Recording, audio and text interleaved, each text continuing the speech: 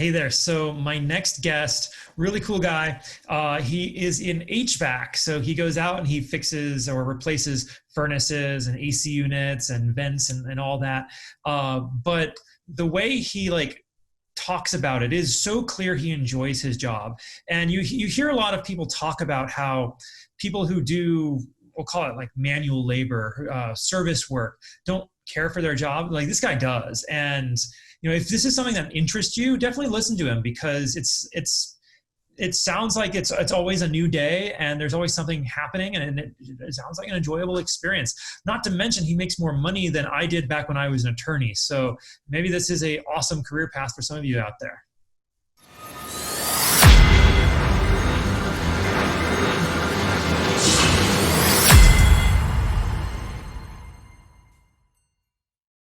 Hey there, everybody. Welcome back to the Gamerpreneur podcast. I'm your host, Dr. Bradford Carlton.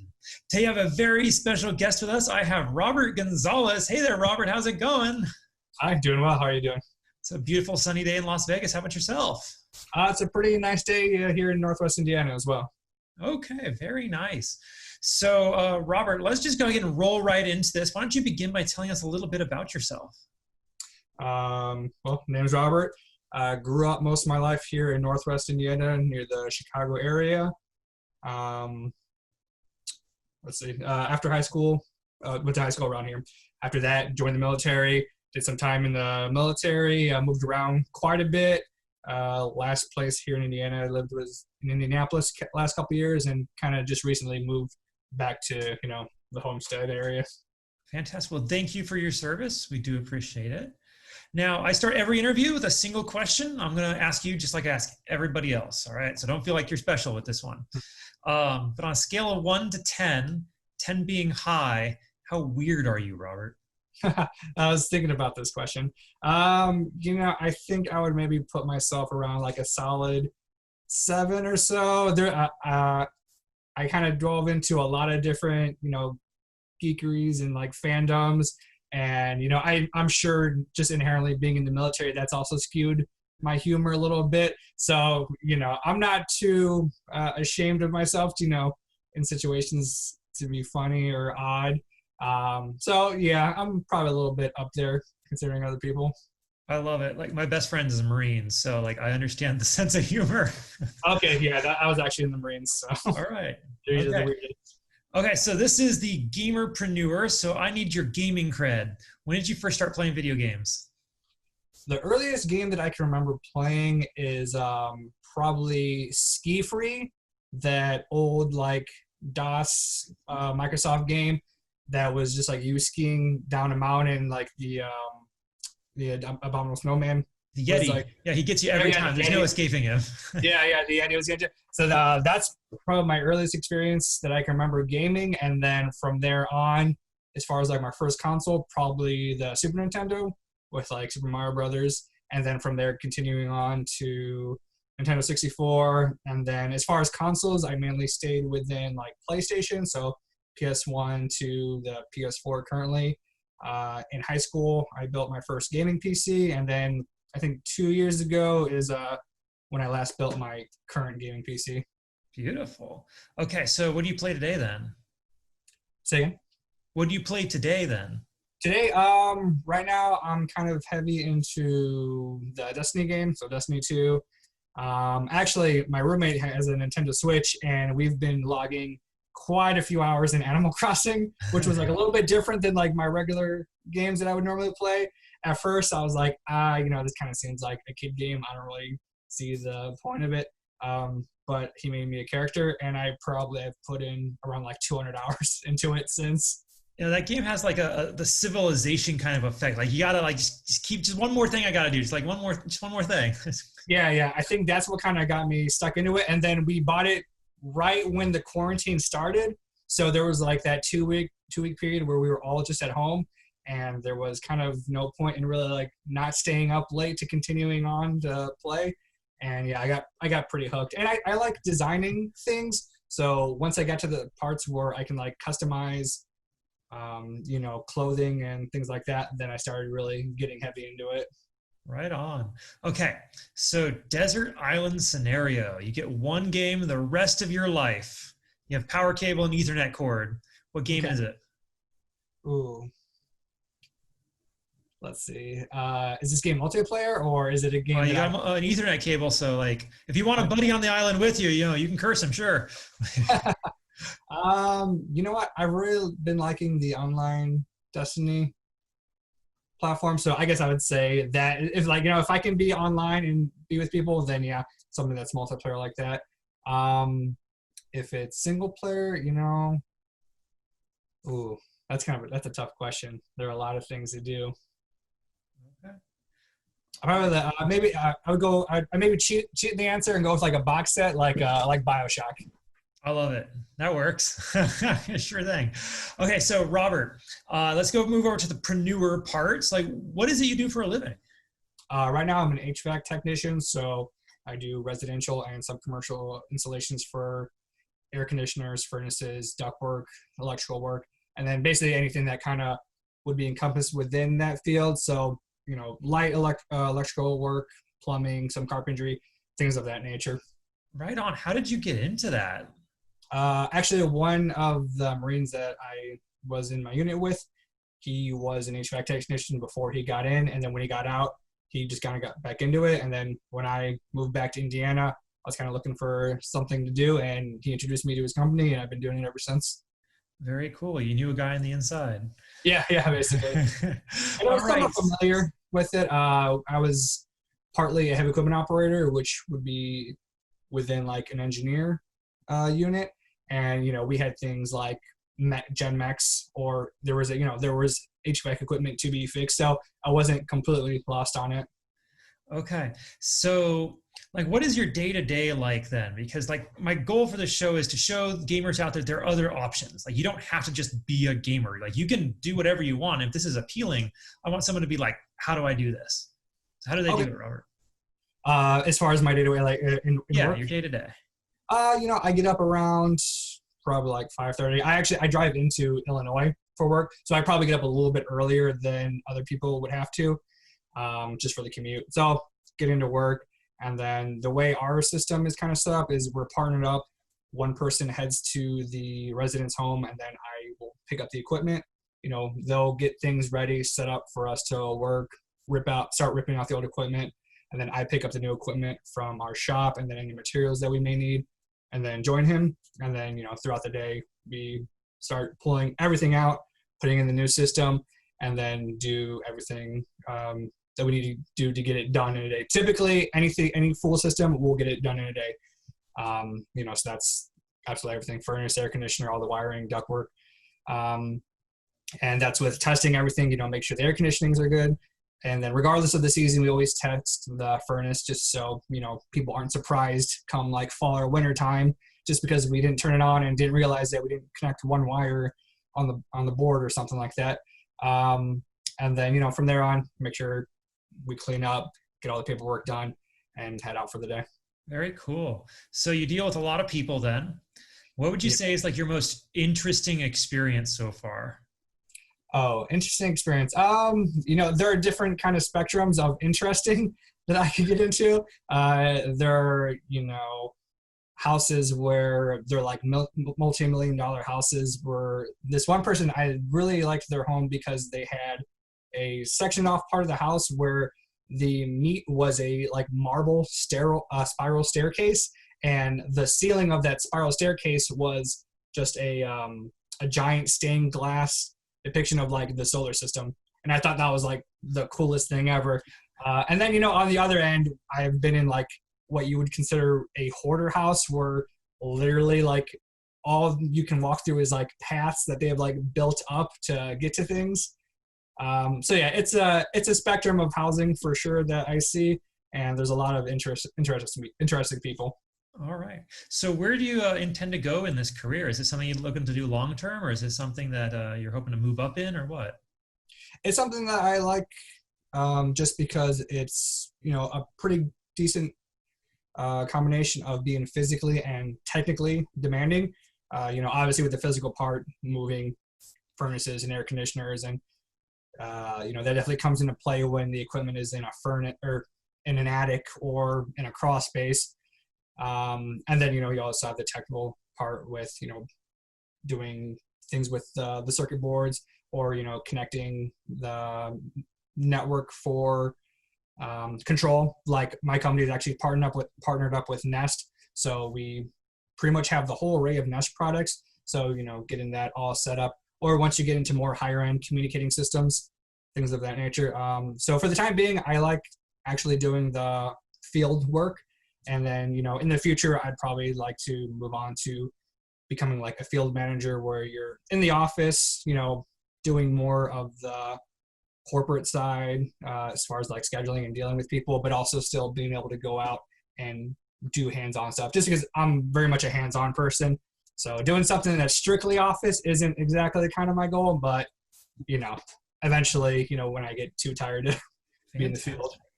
Okay. So again, like my goal is to, if this is something that interests somebody, I'd like them to be able to follow in your footsteps. So what kinds of skills do you say you have that make you good at your job? Let's see. So probably like a basic understanding of, how to use tools, which that seems like kind of a basic answer, but, there are a lot of people who start in who like really don't know how to use tools. It's basic stuff, like screwdrivers, drills, things like that. But, if you're not comfortable around tools, it's something that you'll definitely need to learn how to be comfortable around. Things that I kind of like, being physically active. It can be a straining job, especially during, extreme heats and extreme colds of the winter. So, being a little bit more active, I think definitely helps with this job. Okay. And then, surprisingly enough, people skills, because you're in people's houses every day. Different people, you deal with a wide array of personalities and beliefs. So, you just have to be able to navigate tactfully through situations. And, it's also, even though you don't really think about it, at the end of the day, it kind of comes down to customer service at a point. Just because, even though I'm there for, the equipment, I might have to, on the back end, deal with, things that they may have issues with in terms of like pricing or contracts, warranties, things like that. So, things that are really kind of out of my hand, but I need to be able to speak to them in a calm manner to, at least help them get the answers they need or explain why things are a certain way. Absolutely. Okay. So I know you were kind of, showing the back door into this business, but how does somebody get a position like this? A lot of colleges offer like programs to do like technical school for it. That I think is a little bit more on the like technician side, where you would be going to do repairs versus new installations, which is like more what I do. I don't typically have to do like much diagnostic work besides, things that are going to be found within like a new system, which is typically like a small error that's like my fault or, something of that nature.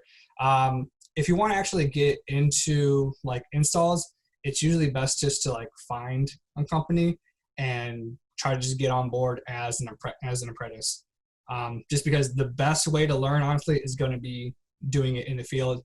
A lot of times what will happen is within our 2-man group, we'll get a third who's an apprentice, and he just follows one person around. He learns like the basics. It's kind of staged on what you do as an installer. Like typically a new person just works on the outside unit, does basic things like installing the thermostat, low voltage wiring, things of that nature. It's really hands-on. A lot of times if you try to go to a school and then become a field installer, there's like a disparity in what you learn in school and like what actually happens in the field and like how things are done. So if you want to do like the technical part where like you're diagnosing and fixing things, then like the schooling would be the way to go. But if you actually want to do the installation, like the heavy work, it's best to just like find a company and become an apprentice. Fantastic. All right. How's the pay? Pretty decent, I would say. For me as an installer, I've been doing it for like 5 years. I'm around like the 90, 100K area. When I very first started as a helper, I think I was, it's just depending on what kind of companies you go with, just because some do hourly and some work by performance. So, obviously people know how hourly pay work, but then performance would be, you get paid by the equipment. If you install a furnace, you get paid that much. And then between you and your lead, you split whatever the difference is. For me, it's like we work 50-50 because we have pretty much the same skill level, but someone new, it might be like 60-30, or one company I worked for, it was like 75-30 or 75-25. And then the company put in like 5 or 10% to kind of bring it up. But starting out, I was probably at like 15 an hour, which was a kind of step up from the Best Buy I was working at, where it was, I think, $9 an hour. So yeah. No, but like you said, like 90K, that's more than I made when I was an attorney. Like that's insane.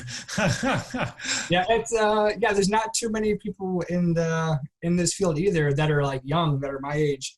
The last like 3 companies I worked for, I've always been the youngest person, and I think I'm 27. And the company I work for now, there's one other person that's 27, and then everyone else is probably in their later 30s and 40s. So honestly, like if you can get in when you're younger, it's a lot better. Right on. Okay. So if you can go back in time to when you first started, because I mean, you've obviously had to have learned a lot over the years here. You can go back and give yourself some advice. You're like, here's everything that's going to happen over the next several years, but here's the one thing you need to know. What would you say? To not be afraid to ask questions, because there are a lot more instances where I wasn't sure and either kind of presented a half solution or did it wrong, where, if I just taken the time to bother, the person I was working with and ask them a simple question, it would have gone a lot smoother. That being said, there are situations where it is kind of better to mess up, just because those are going to stick with you in the long run. So sometimes you kind of have to be not afraid to let yourself mess up, but also not afraid to ask questions. So take chances, but ask questions too. I love it. So that transitions perfectly into my next set of questions. You see, I believe that we learn more from our failures than our successes. Like when you fail, when you screw up, like you got to pick yourself up, dust yourself off, and like, okay, what did I do wrong so I can fix it next time? So I want to ask you, what is the biggest failure you've had, and what did you learn from it? Let's see. As far as in HVAC, and if you want to talk about another part of your life that works too, like what happened that you learned from? Okay. This one's all right. This one's a funnier story. This one's actually something from the Marines. Probably my biggest mistake was not following an order completely to the T. There was a situation where I was in Afghanistan, and at the time I was a heavy equipment operator, so I was operating a armored front loader for like 16 hours. It's the desert and it's really hot, and typically you're supposed to be wearing all of your protective equipment at all times, which at the time would have been like a t-shirt, a frog shirt, which is a fire resistant shirt, jacket, and a flak jacket. But so you're wearing all that, and you're also in a 20,000 pound armored vehicle, and you get hot, and you kind of figure, well, if something gets through this armored vehicle, what's this fire resistant shirt really going to do for me? And so I kind of decided to rip off my flak jacket, take everything off down to like just my t-shirt, and I throw the flak jacket back on just because whatever. Well, the officer that was like in charge of that operation didn't like that at all. So I got in pretty big trouble with it.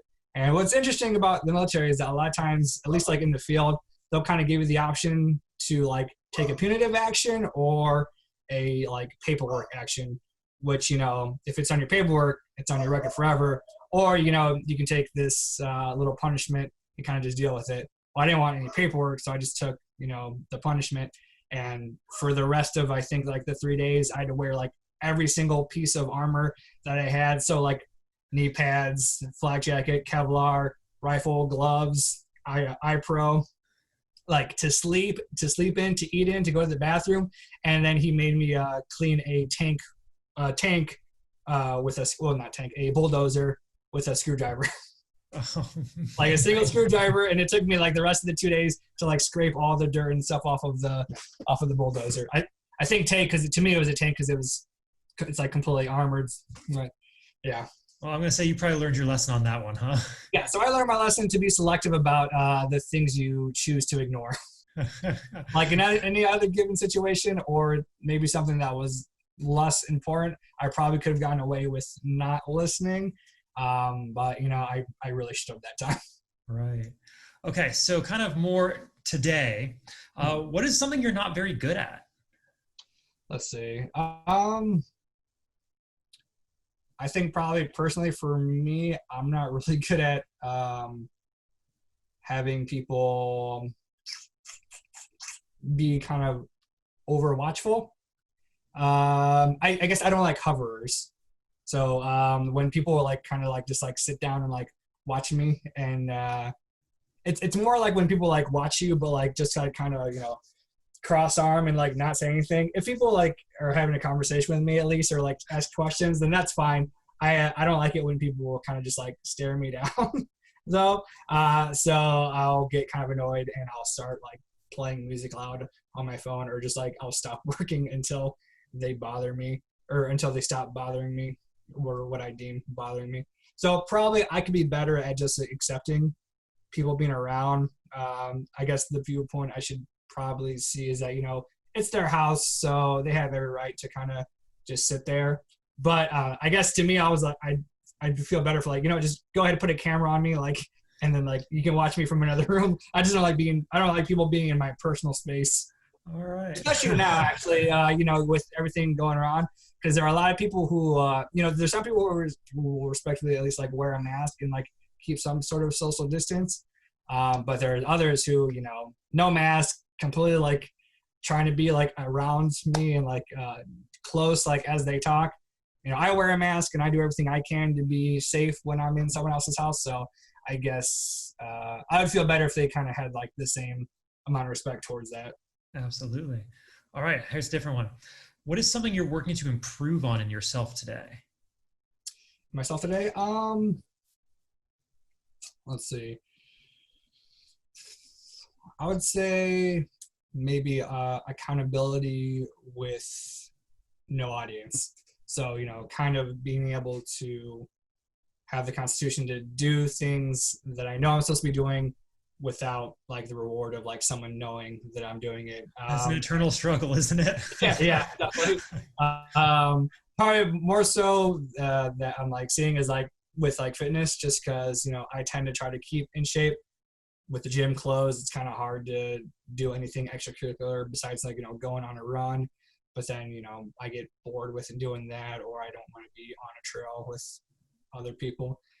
So that, and probably eating like this whole staying at home and like just like getting like takeout ordered in and stuff like that. It's kind of threw me off. All right. I got a question. You obviously have a gaming chair behind you. Do you like stream as well? I don't stream. I just kind of like having my gaming paraphernalia. No, I've kind of like thought about it, but like I'm not that good of a gamer. So, I don't know if it'd be worth it for anyone to watch me struggle through a game. All right, right on. Okay, no, Robert, this has been fantastic. If anybody wants to reach out to you and connect with you, how do they find you on social media? Let's see. The only thing really I'm heavy on with social media is Instagram, and I guess that would be RJGonzo_182. But yeah, that's pretty much me. Fantastic. All right, Robert, is there anything else you want to talk about, or anything I didn't ask you think we still need to cover? Let's see. I was kind of going over the questions, or maybe the questions that I actually like wrote down answers for. Something I'm excited for. There's supposed to be a new BioShock game in the works, so I'm looking forward to that. I hadn't heard that. When did they announce that? I think 2000, like February of last year, they announced that they were working on it. And then just something that I'm excited for, heavier, like consumable implementation of VR technologies. The Half-Life Alyx, I haven't gotten that yet, but my PC is VR ready, so I'm looking to get a good VR headset to play that. And just overall, I'm excited for more like, full body. I know I've seen at a couple conventions where they have like the full body suits where you actually will feel either pressure or like impact from like gunshots and things like that. So I'm excited for that to become more consumer available. All right. Like, Ready Player One's not too far off in the future, is it? Yeah. I mean, that's like definitely like future hopes and wishes, but whatever we can get within my lifetime, I'm fine with. Absolutely. All right. Robert Gonzales, thank you so much for coming on today. We genuinely do appreciate it. Yeah. Thank you for having me. All right. And on that note, I'm going to remind everybody else, don't be just a gamer, be a gamerpreneur.